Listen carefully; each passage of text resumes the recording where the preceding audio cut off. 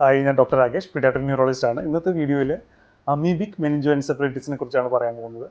നമ്മൾ കേട്ടിട്ടുണ്ടാവും ന്യൂസിലൊക്കെ. ഇപ്പോൾ റീസെൻ്റ് ആയിട്ട് കേരളത്തിൻ്റെ വടക്കൻ ജില്ലകളിൽ കുറച്ച് ആളുകൾക്കൊക്കെ ഈ അമീബിക് മെനിഞ്ചോഎൻസെഫലൈറ്റിസ് വന്നിട്ട് മരണപ്പെട്ടതിനെ കുറിച്ചുള്ള വാർത്തകളൊക്കെ എല്ലാവരും കേട്ടിട്ടുണ്ടാവും.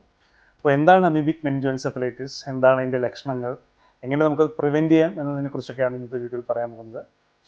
നമ്മുടെ തലച്ചോറിന് ഒരു ആവരണമുണ്ട്, അതിൻ്റെ പേരാണ് മെനിഞ്ചസ് എന്ന് പറയുന്നത്. അപ്പോൾ ഈ തലച്ചോറിൻ്റെ ആവരണത്തിനും ഇൻഫെക്ഷൻ വരുന്ന ഒരു അവസ്ഥയാണ് നമ്മൾ മെനിഞ്ചോഎൻസെഫലൈറ്റിസ് എന്ന് പറയുന്നത്.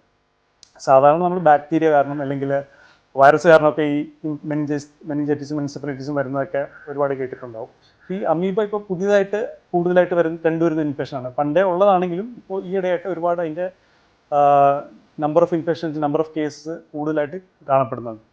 ഈ അമീബ എന്ന് പറയുന്നത് സാധാരണ കെട്ടിക്കിടക്കുന്ന വെള്ളത്തിൽ അല്ലെങ്കിൽ ചൂടുള്ള അരുവികളിൽ അല്ലെങ്കിൽ കായലിൽ ഒക്കെയാണ് കാണപ്പെടുന്നത്. കുളങ്ങളിലൊക്കെ കാണാം.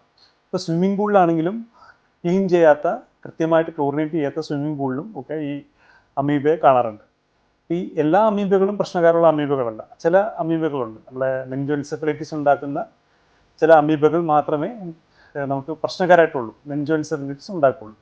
അപ്പോൾ എന്താണ് അതിൻ്റെ ലക്ഷണങ്ങൾ എന്ന് പറഞ്ഞാൽ, കടുത്ത പനി, ശക്തമായിട്ടുള്ള പനി, തലവേദന, ഛർദിൽ, നമ്മുടെ ഒരു കൺഫ്യൂഷനായിട്ടുള്ള സ്റ്റേറ്റ്, അതായത് ആൾക്കാർക്കൊരു ഓർമ്മയും ബോധമൊക്കെ കുറയുന്ന ഒരവസ്ഥ, കഴുത്ത് അനക്കാൻ പറ്റാത്തൊരവസ്ഥ, നെക്ക് സ്റ്റിഫ്നെസ് എന്ന് പറയും.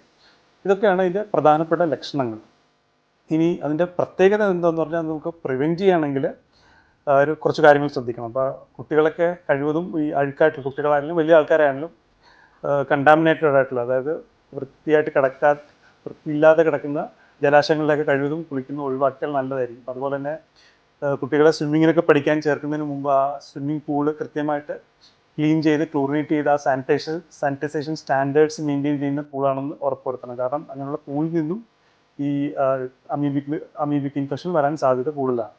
ഈ അമീബ നമ്മുടെ മൂക്കിൽ കൂടെയാണ് കേട്ടോ കയറി പോകുന്നത്. നമ്മുടെ മൂക്കിൽ നമ്മുടെ സ്മെല്ല് തലച്ചോറിലേക്ക് കൊണ്ടുപോകുന്ന ഞരമ്പുണ്ട്, ഓൾഫാക്ടറി നെർവ് എന്ന് പറയും.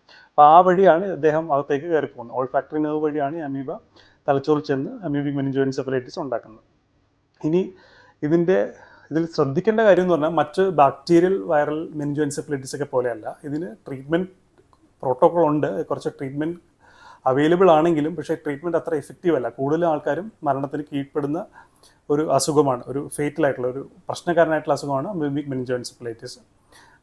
അതുപോലെ ചില ആൾക്കാർ മൂക്ക് വെള്ളം കൊണ്ട് കഴുകുന്നത് കാണാം, ചിലപ്പോൾ ഇൻഫെക്ഷനോ ചില അലർജിയൊക്കെ വരുമ്പോൾ. അപ്പോൾ ഈ കഴുകുന്ന വെള്ളം ചുമ്മാ പൈപ്പിൽ നിന്ന് വെള്ളം എടുത്ത് കഴുകാണ്ട് നമ്മൾ ബോയിൽ ചെയ്തിട്ടുള്ള വെട്ടിത്തിളച്ച വെള്ളം, 1 മിനിറ്റെങ്കിലും വെട്ടിത്തിളച്ച വെള്ളമായിരിക്കണം മൂക്ക് കഴുകാനോ ഒക്കെ ഉപയോഗിക്കേണ്ടത്. കാരണം 1 മിനിറ്റെങ്കിലും കൃത്യമായിട്ട് തിളപ്പിച്ചിട്ടുണ്ടെങ്കിൽ ഈ അമീബയ്ക്ക് അതിനകത്ത് സർവൈവ് ചെയ്യാൻ സാധിക്കില്ല.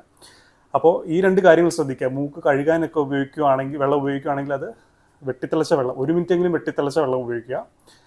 കെട്ടി നിൽക്കുന്ന വെള്ളങ്ങളിൽ കഴിവതും കുളിക്കാതിരിക്കുക. അഥവാ സ്വിമ്മിംഗ് പൂളിൽ കുട്ടികളെ, വലിയ ആൾക്കാരെ പോകുന്നുണ്ടെങ്കിൽ അവിടെ കൃത്യമായി ക്ലോറിനേറ്റ് ചെയ്ത് വൃത്തിയാക്കിയിട്ടുള്ള പൂളാണെന്ന് ഉറപ്പാക്കിയ മാറ്റത്തിന് ശേഷം മാത്രമേ അവിടെ സ്വിമ്മിങ് ചെയ്യാൻ പോകാവുള്ളൂ. കാരണം ഈ ഒരു ഇൻഫെക്ഷൻ വന്നു കഴിഞ്ഞാൽ ട്രീറ്റ്മെൻറ്റ് ഉണ്ടെങ്കിലും അതിൽ നിന്ന് പുറത്തു വരാൻ കുറച്ച് കഷ്ടപ്പാടാണ്. കാരണം അതിൻ്റെ മരണത്തിൻ്റെ തോത്, മോർട്ടാലിറ്റി റേറ്റ് വളരെ കൂടുതലാണ്. അപ്പം എല്ലാവരും ഇതൊന്ന് ശ്രദ്ധിക്കുക.